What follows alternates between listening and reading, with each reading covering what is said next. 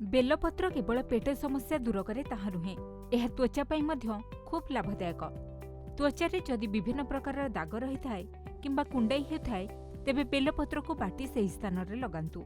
किछि दिन परे एही समस्या रहिबो नाही। एहा व्यतीत जदि देहरु झाळ गंध हेउथाए तेबे किछि दिन पर्यंत बेलपत्र को बाटी लगांतु। एहा सह गाधोइबा समय रे बेलपत्रर तेल को मध्य लगाई परिबे। जदि केश झड़ीबार समस्या रही थाए तेबे बेलपत्र रस प्रतिदिन पियंतु।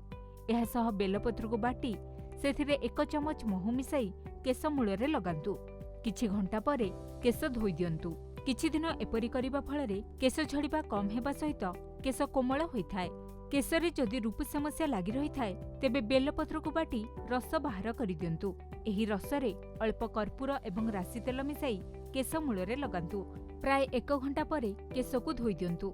नियमित एपरि करिबा फଳରେ रूपी समस्या दूर होइथाए।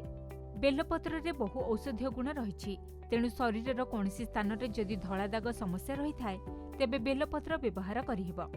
एथिपई बेलपत्र को बाटी अध घंटा पर्यंत सेही स्थान रे लगांतु। एहा परे धोई दियंतु।